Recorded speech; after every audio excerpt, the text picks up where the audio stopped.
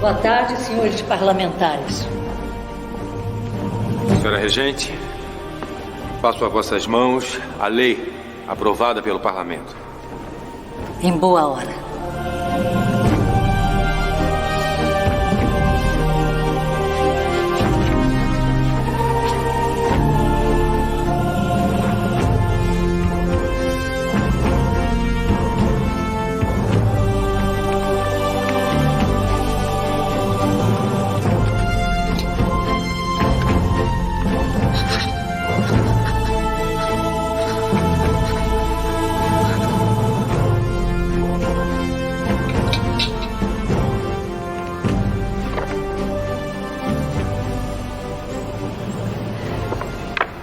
Promulguei nesta data um ato que meu avô, Pedro I, intentou juntamente com a proclamação da independência do Brasil. Meu pai, durante anos, lutou para que isso fosse transformado em realidade.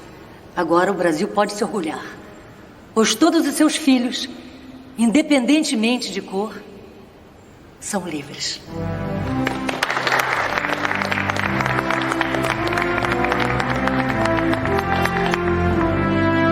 Senhores, a Lei Áurea é uma realidade. Olha o Cotegipe, o entusiasmo que tomou conta do meu povo. Vossa Alteza redimiu uma nação, mas perdeu o trono. Olá, sejam bem-vindos todos e todas que amam estudar a história, amam estudar o cristianismo e também as religiões. Esse é o seu canal. Como vocês viram aí as cenas da minissérie Chiquinha Gonzaga, nosso assunto hoje vai ser sobre a Lei Áurea, a Lei Ouro ou a Lei Diamantina, também aí a lei que é conhecida aí como Lei 3.353, do dia 13 de maio de 1888, assinada aí pela Princesa Isabel. Princesa Isabel que estava na sua terceira regência no Brasil. O pai dela estava doente, Dom Pedro II, e ela assume o governo do Brasil na sua terceira passagem. Ela foi a primeira senadora, inclusive, da América, né? Primeira mulher senadora de todo o continente americano. Mas, como nós vimos no primeiro vídeo, a abolição da escravidão no Brasil, o Brasil foi o último país a abolir a escravidão, foi muito mais um processo econômico do que um processo humanitário. As forças produtivas escravistas ou escravagistas se tornaram obsoletas, se tornaram caras. Desde 1850 o tráfico negreiro era proibido, o escravo se tornou uma mão de obra muito cara e era necessária uma mão de obra livre para que esse capitalismo desenvolvesse no Brasil e atendesse também às demandas do mercado internacional, principalmente da Inglaterra. Portanto, a abolição da escravidão no Brasil era coisa muito clara a ser dada. Até demorou muito, como eu falei, foi o último país a abolir a escravidão. Para entender o processo, nós sabemos que a Princesa Isabel era abolicionista, mas se travou um grande debate aí na Assembleia Nacional. De um lado, os abolicionistas, de outro lado, os escravagistas, representados aí pelos fazendeiros da época.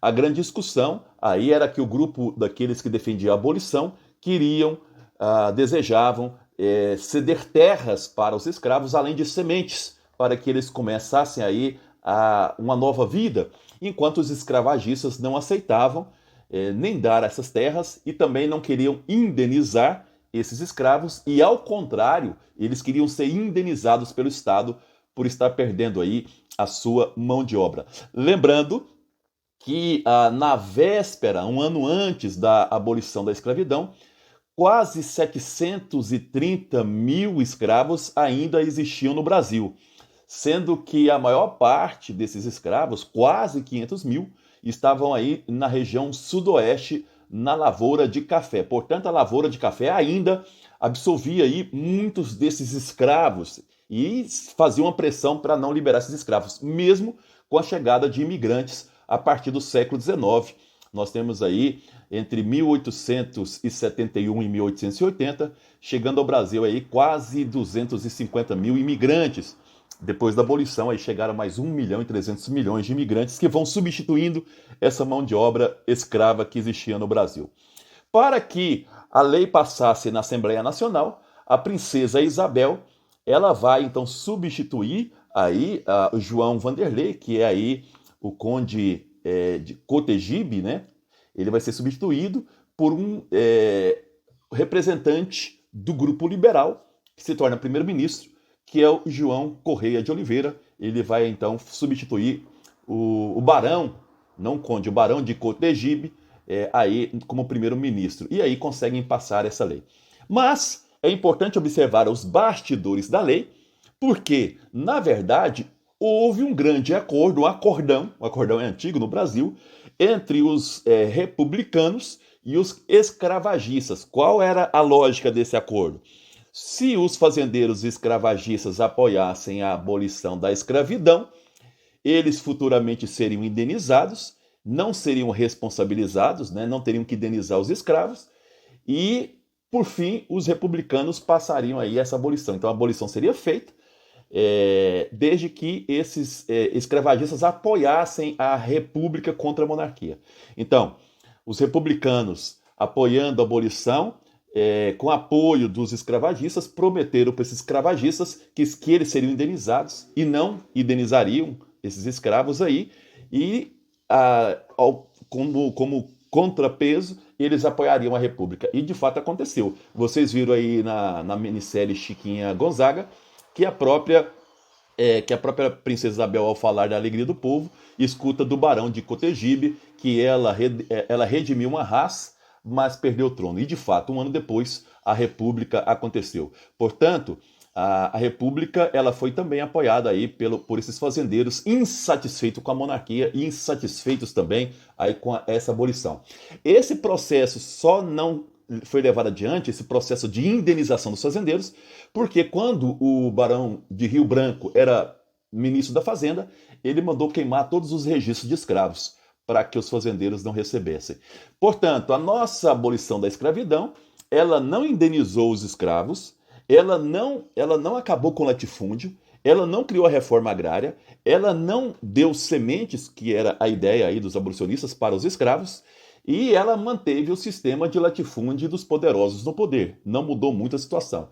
E, como consequência, os escravos não foram assumidos nem pelos fazendeiros, nem pelo Estado, nem pela igreja, nem por associações. E esses escravos, então, vão ficando à margem da sociedade, no Rio de Janeiro ocupando os morros, e aí, sem educação, não tiveram acesso à educação, não tiveram acesso à terra, não tiveram acesso à melhoria de vida, os negros eles ficaram à margem da sociedade e o latifúndio continuou como continua até hoje.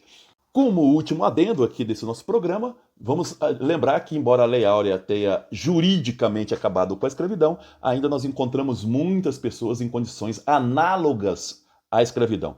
No ano de 2021, quase 1.940 pessoas foram resgatadas de trabalhos análogos à escravidão. Então ainda é uma batalha diária que nós temos que conquistar para que esse mal histórico não volte e que nós possamos também lutar aí pela inserção cada vez maior daqueles que foram vítimas, não só no passado, mas agora os seus filhos, né, os negros que ainda são vítimas do preconceito e também das oportunidades que não são dadas de forma igualitária em relação aos brancos. Espero que tenha gostado, curta, compartilhe, inscreva-se no nosso canal para que ele cresça e agradecemos aí todos que apoiam o nosso canal. Um abraço, fiquem com Deus, até o próximo programa História e Cristianismo.